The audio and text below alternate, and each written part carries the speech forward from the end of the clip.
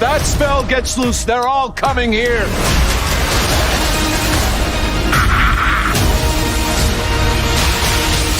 Don't do this. I have to try. Exclusively in movie theaters Thursday.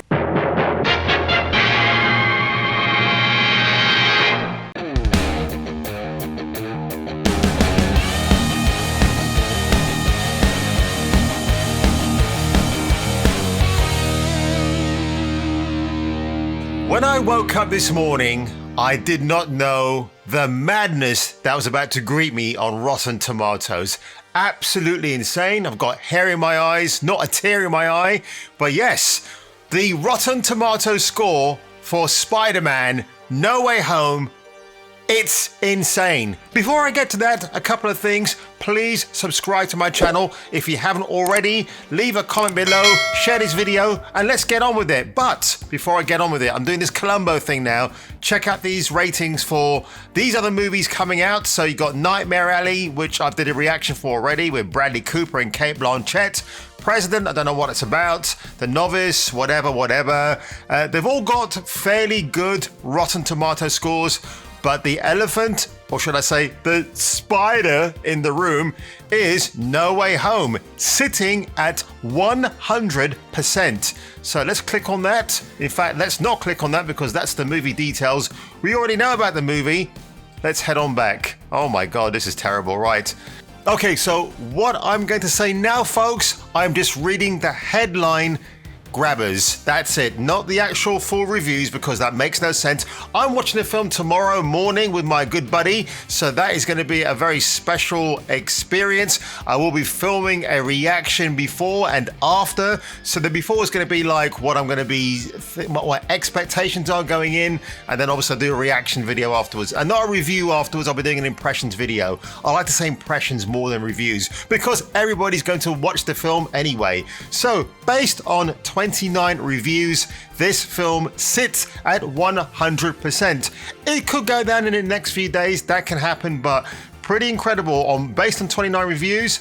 So we're just going to get into this quickly. So Catherine Booth from Bleeding Cool, Spider-Man No Way Home is exactly the movie you think it is. If you've seen a single trailer for this film, for good and for ill.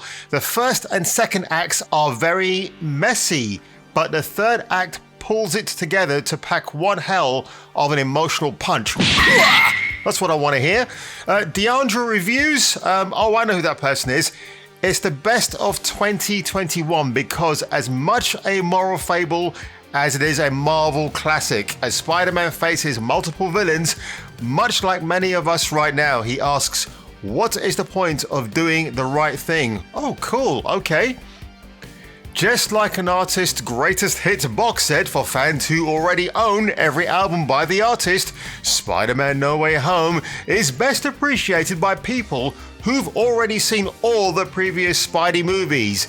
It's filled with nostalgia and insider jokes. Courtney Howard, and that was by Carla Hay of Culture Mix. Courtney Howard of Fresh Fiction.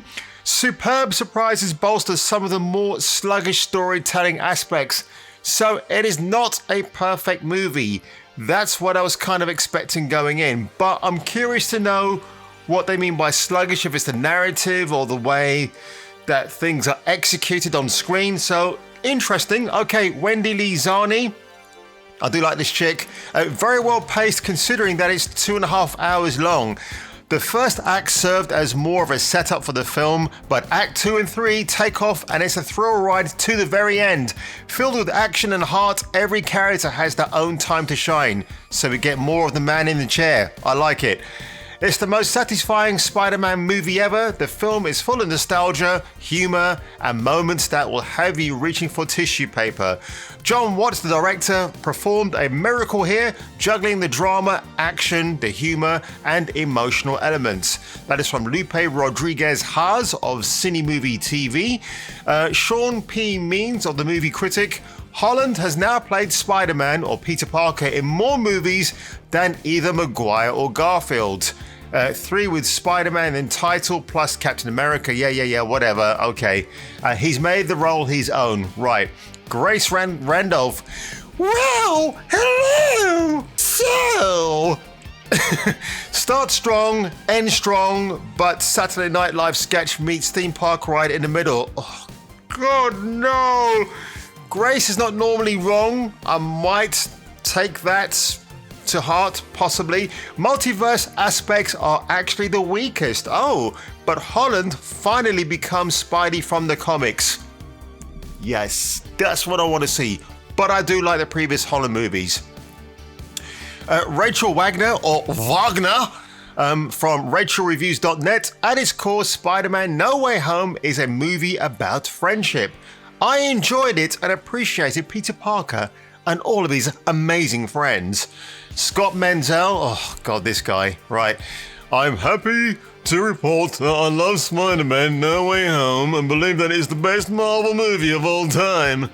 Well, the best Sony Marvel movie of all time. Remember, this is tied in with the MCU, but it's not a Disney film, it's a Sony film. So whatever money this film makes, it's 25% goes to Disney, or 20%, the rest is all Sony's to keep in their coffers. Jeffrey Lyles, No Way Home isn't just the best of the 8 live-action Spidey films, it's one of the superior films of the entire Marvel Studios franchise. Wow, okay. Whole Tran Bull, as clunkily executed as it can be, fan service doesn't necessarily need to be a bad thing, especially when it services a larger thematic purpose, grappling with Spider-Man's legacy.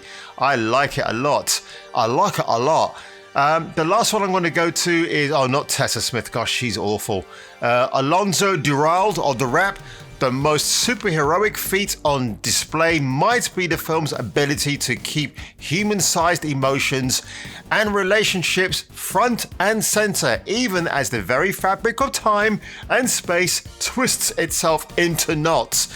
That's interesting, actually. So while it's got a 100% score, and its people have given it a lot, from what I'm gathering, and this is a problem that I had because I like the first 2 Holland Spider-Man films and every other entry Holland's been in, like Captain America Civil War, but he had the Russo brothers to direct him, so that's why that iteration of Spider-Man and Peter Parker are my favorites so far. But everybody's kind of saying that it is not the perfect film, it's clunky in places, and I kind of expected that. I'm not surprised. John Watts was given a huge, momentous task to get on with. And look, I'm going to watch the film tomorrow morning. I'll give you my impressions afterwards. I won't be doing reviews here on this channel anymore.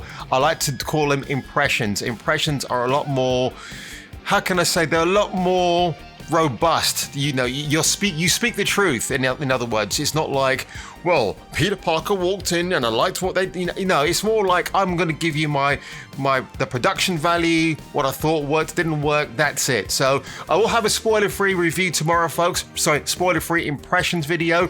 I've just finished a Hawkeye episode 4 video.